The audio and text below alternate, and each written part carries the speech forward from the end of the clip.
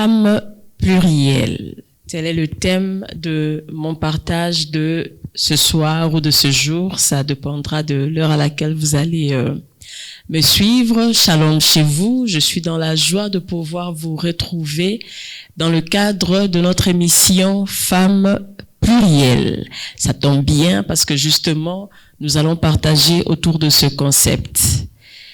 Alors, c'est quoi la femme plurielle? Notre partage va porter sur deux ou trois questions. C'est quoi une femme plurielle? Une femme plurielle, c'est une femme capable de pouvoir vivre de manière équilibrée les pluralités et les diversités des grâces et des dons que le Seigneur a mis en elle. Toi, femme qui est en train de me suivre, il faudrait que tu saches que le Seigneur, en nous créant, a mis en nous ou a déposé dans nos vies des grâces, des dons, de talents que nous sommes appelés à mettre en œuvre ou que nous sommes appelés à déployer partout où le Seigneur nous positionne. Alors, une chose est de pouvoir mettre en œuvre ces grâces, ces dons et ces talents, mais une autre chose est de pouvoir les mettre en œuvre dans différents aspects de notre vie, tout en restant équilibré. C'est ça qui fait toute la différence.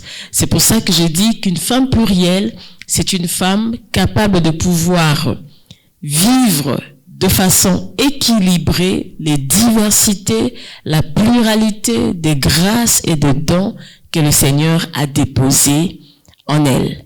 Une femme plurielle, c'est une femme capable de mettre en œuvre toutes les compétences, toutes les aptitudes que le Seigneur a déposées en elle. Je suis en train d'insister sur l'équilibre. Pourquoi? Parce que la femme navigue dans différents aspects, ou bien la femme est appelée à jouer différents rôles. Et ces rôles sont répartis pour moi sur trois aspects ou sur trois domaines de notre vie. Nous avons l'aspect spirituel, nous avons l'aspect social et nous avons l'aspect séculier. Alors, la Bible dit que Dieu a formé des projets pour nous, des projets de paix et non de malheur. Les dons, les grâces, les aptitudes que le Seigneur nous donne ou que le Seigneur dépose en nous doivent être utilisés justement afin d'atteindre les objectifs, afin de pouvoir mettre en œuvre les plans, les projets que le Seigneur a préparés en avance pour nous. Sur quoi repose ce concept de femme plurielle? Certainement qu'une femme est en train de se poser la question. Ce mécanisme de femme plurielle repose sur trois éléments. Le fait d'avoir des compétences, des grâces et des dons, le fait de pouvoir connaître ces grâces et de pouvoir les identifier. Parce que voyez-vous, plusieurs femmes ne connaissent pas ou n'ont pas encore identifié les grâces, les dons que le Seigneur a déposés en elles. Alors tu ne peux te considérer comme femme plurielle simplement si, 1, tu as des grâces, des dons dans ta vie, mais 2, si tu les as identifiés, si tu as pu les connaître. Et enfin, il ne suffit pas simplement de les avoir, il ne suffit pas simplement de les identifier et de les connaître, mais il faudrait aussi pouvoir les déployer. Il faudrait aussi pouvoir les mettre en œuvre, comme je l'ai dit, dans les trois aspects de notre vie. L'aspect spirituel, l'aspect social et puis l'aspect séculier. Être une personne équilibrée conformément à la parole de Dieu, c'est être capable de vivre dans cette pensée de la pluralité, être capable de donner du fruit dans ces trois aspects de notre vie sans que un des aspects ne soit négligé ou sans que un des aspects ne puisse souffrir des autres aspects qui seraient mis en avant. C'est pourquoi au début je parlais de la notion d'équilibre. Qu'est-ce que nous observons? Nous observons des femmes qui sont fortes sur le plan spirituel, mais qui négligent le plan social ou bien le plan séculier. Nous trouvons d'autres femmes qui sont fortes sur le plan séculier, mais qui négligent le social ou le spirituel, et ainsi de suite. Mais pour pouvoir se prévaloir d'être une femme plurielle, il faudrait être capable de naviguer dans ces trois aspects tout en ayant une vie équilibrée. Et je vous promets que c'est possible. Est-ce qu'une femme pense que c'est impossible? Moi, je viens t'annoncer, je viens t'informer qu'il est possible d'être déployé sur ces trois pans, mais en ayant une vie équilibrée. J'aime cette femme de la Bible, Déborah. La Bible dit quoi de Déborah? La Bible dit de Déborah qu'elle était prophétesse, nous avons l'aspect spirituel, qu'elle était épouse de son mari, nous avons l'aspect social, et elle était juge dans sa nation, nous avons l'aspect séculier. Et Déborah remplissait ces trois rôles convenablement, parfaitement, en ayant une vie équilibrée et épanouie. Le Seigneur nous a créés, nous femmes, capables de pouvoir être sur plusieurs terrains sans que l'un des terrains ne puisse souffrir des autres terrains. C'est ça, être une femme plurielle. Et je crois de tout mon cœur que chaque femme est capable de cela. Parce que lorsque Dieu nous a créés, il nous a créés comme des secours. Dieu nous a créés comme des personnes appelées à apporter son secours, à apporter son intervention partout là où il nous positionne. Alors si tu es appelé à apporter le secours de Dieu partout là où Dieu te positionne, tu es donc appelé à être capable à vivre comme une femme plurielle. J'aime aussi un autre exemple dans la Bible. J'aime beaucoup cette histoire. C'est dans Proverbe 31. On parle souvent de la femme vertueuse, mais très peu on se regarde là différent de la parole ou de la pensée de Dieu dans cette histoire. La mère du roi Lemuel trace le portrait d'une femme plurielle, justement. Cette femme de Proverbe 31 est une femme d'affaires. Elle est épouse, elle est mère, elle est enseignante de la loi divine, elle est capable de pouvoir se déployer sur tous ces pans sans qu'un des aspects ne puisse en souffrir. J'espère qu'une femme est en train de me suivre convenablement. Mon objectif à la fin de ce temps d'échange, c'est que tu comprennes que Dieu a fait de toi une femme plurielle. En toi, Dieu a déversé des grâces, des dons, des talents divers et tu es appelé à les mettre en œuvre, à les appliquer partout là où Dieu te positionne, sur tous les aspects de ta vie, à jouer différents rôles que Dieu t'accorde, mais tout en ayant une vie équilibrée. J'insiste sur l'équilibre. Tout en ayant une vie équilibrée.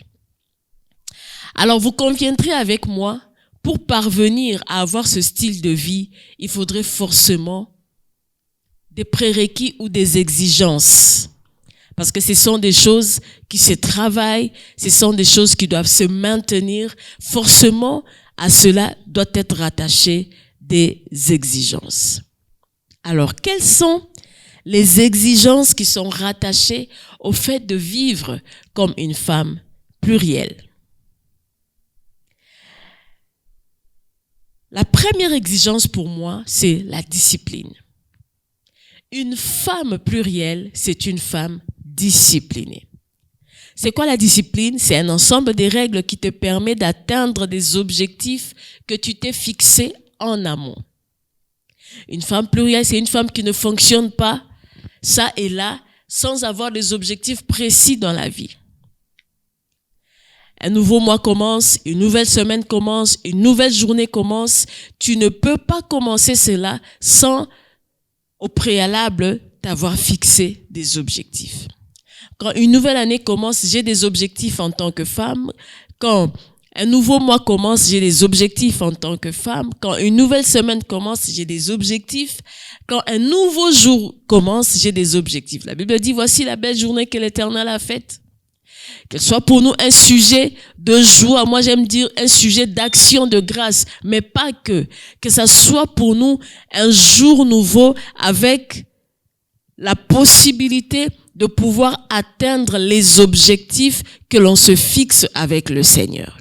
Et pour pouvoir atteindre ces objectifs, on doit être une femme disciplinée. La discipline pour moi, c'est cette frontière entre ce que j'ai envie de faire et ce que je dois faire. Une femme plurielle, ce n'est pas cette femme qui vit en fonction simplement de ce dont elle a envie de faire, mais c'est une femme qui vit en fonction de ce qu'elle doit faire. Il y a une différence entre ce que j'ai envie de faire et ce que je dois faire. Lorsque tu t'alignes sur ce que tu dois faire, de plus en plus, tu réduis les choses dont tu as envie de faire. Parce que ce que tu as envie de faire, la plupart du temps, s'arrête dans le plaisir de la chair. Mais ce que tu dois faire t'emmène dans les exigences de ce qui doit t'introduire dans l'accomplissement de ta mission et de ta destinée. Une femme plurielle est une femme disciplinée qui s'en tient aux règles et aux pratiques, non pas de ce dont elle a envie, mais plutôt de ce qu'il faut. Et le Saint-Esprit doit être l'auteur de cette discipline. Parce que la discipline dont il est question ici, elle est différente de la discipline que le monde peut nous offrir. Une autre exigence pour la femme plurielle, c'est l'organisation. Tu veux vivre de manière équilibrée en répondant aux objectifs qui sont rattachés à ta vie sur le plan social, sur le plan spirituel et sur le plan séculier, tu dois être une femme organisée. L'organisation, c'est le fait de structurer, d'arranger ou de ménager ce que l'on doit faire, ce que nous sommes appelés à faire, tout ce qu'il y a autour de nous. Pour être une femme plurielle, il faut être une femme méthodique et ordonnée. Une femme organisée, une femme qui sait organiser, qui sait agencer toutes les responsabilités dont elle doit faire preuve.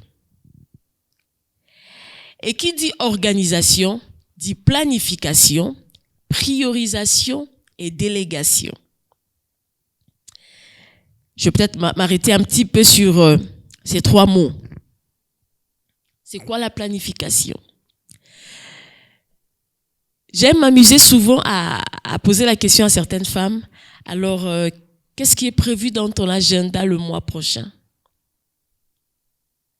Et souvent, je suis étonnée de savoir qu'il y a certaines qui ne savent pas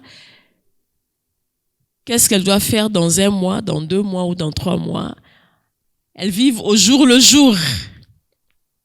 Alors que vivre au jour le jour va t'amener beaucoup d'imprévus, beaucoup de surprises. Tu ne seras pas en train de réaliser tes objectifs, mais tu risquerais d'être en train de résoudre des problèmes. Donc, il faut être une personne planifiée, une personne qui sait planifier. Le deuxième mot, c'est la priorisation. Dans tout ce que j'ai à faire, quel est l'ordre de priorité? Quel est l'ordre de réalisation? J'ai plusieurs responsabilités. Je suis appelée à naviguer sur plusieurs pans. Je suis appelée à répondre à toutes mes responsabilités sur le plan spirituel, sur le plan social et sur le plan séculier.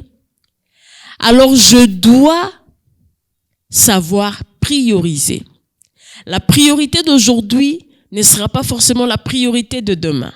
La priorité de demain n'est pas forcément la priorité d'hier. Donc chaque jour, Chaque semaine, chaque mois, je suis appelée à revoir les différentes responsabilités que j'ai, les différentes activités que j'ai, les différentes tâches que j'ai et prioriser. Et prioriser.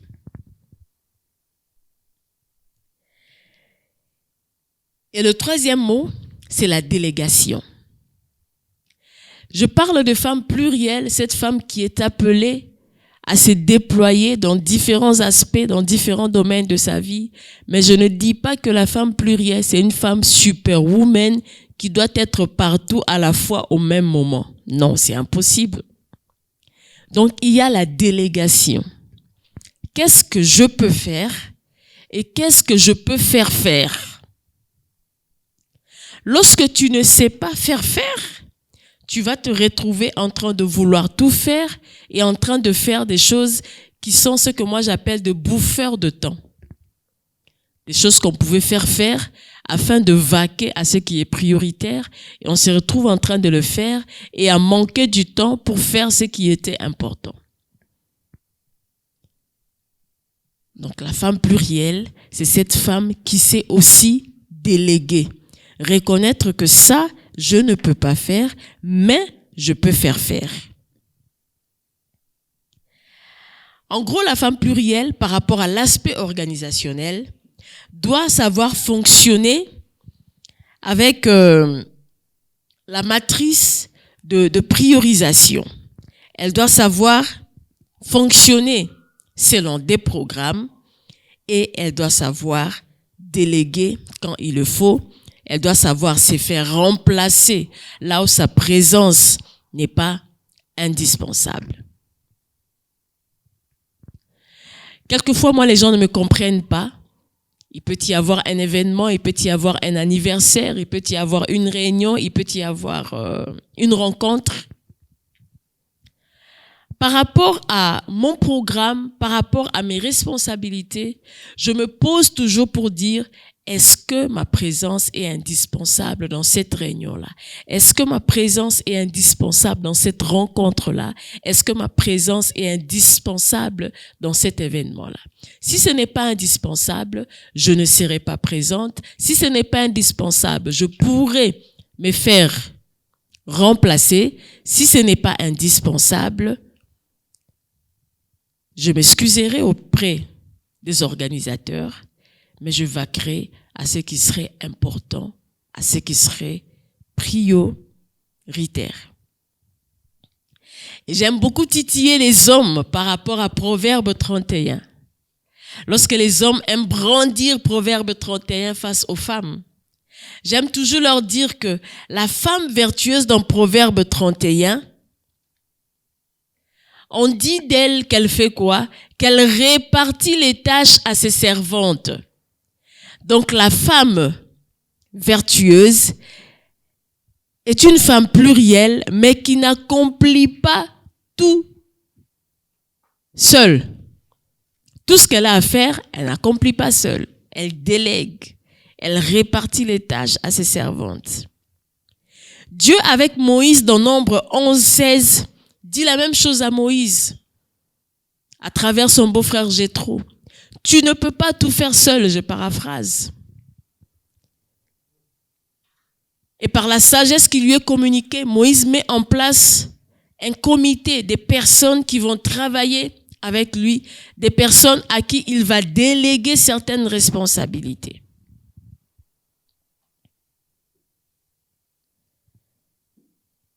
La femme plurielle est une femme qui doit être méthodique, organisée. Et être méthodique et organisée, ça veut dire savoir planifier, savoir prioriser et savoir déléguer. Et comme dernière exigence, certainement que tu as trouvé d'autres exigences, mais comme dernière exigence que j'ai mis sur ma liste, ce sont les routines. Si tu veux vivre de manière équilibrée, en répondant aux multiples ou différentes responsabilités que tu as, sans que les unes ne puissent souffrir, sans que tu ne te retrouves en déséquilibre avec toi-même, il faut mettre en place ce que j'appelle les routines.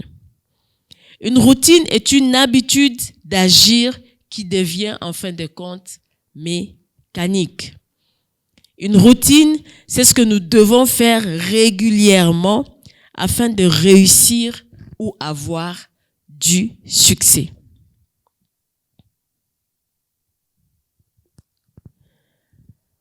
On dit que les experts font chaque jour ce que les amateurs font rarement. Les experts, puisqu'ils travaillent à devenir experts, mettent en place des routines et répètent ces routines chaque jour. Une femme plurielle, c'est une femme qui doit être experte dans chaque couloir où le Seigneur la positionne. Et pour que cette expertise puisse se faire valoir, elle est appelée à mettre en place des routines. Tu veux exceller dans ta vie spirituelle, tu dois mettre en place cette routine-là de la prière et de la méditation de la parole de Dieu. Tu veux exceller dans ton milieu professionnel, tu dois mettre en place une routine qui te permet de renforcer tes compétences, de renforcer tes capacités. Tu veux exceller et devenir experte sur le plan social. Si tu es marié dans ton foyer, si tu n'es pas marié dans ta famille, dans ta relation avec tes frères et sœurs, avec tes parents, dans ta relation avec tes collègues, tu dois mettre en place des routines qui vont renforcer ces liens que tu as avec les personnes qui sont autour de toi. Chères femmes, il est possible d'avoir une vie équilibrée en naviguant sur différents rôles, en répondant à plusieurs responsabilités réparties sur le plan spirituel, social et séculier. Mais pour ce, il faudrait, comme je l'ai dit, d'abord connaître ses dons, ses talents, ses compétences, les identifier, les connaître et accepter de les mettre en œuvre. Et tout ça soutenu par des exigences, j'en ai cité 3, la discipline, l'organisation et puis les routines. Et j'insiste dans l'organisation, j'ai parlé de la planification, j'ai parlé de la priorisation et j'ai parlé de la délégation. J'espère que par ces petits temps d'échange, une femme a compris qu'elle est appelée à répondre à diverses responsabilités, qu'elle est appelée à se déployer partout où le Seigneur la positionne, qu'elle est appelée à exercer sur le plan spirituel, sur le plan social et sur le plan séculier, tout en ayant une vie équilibrée. Que le Seigneur bénisse une femme. Shalom.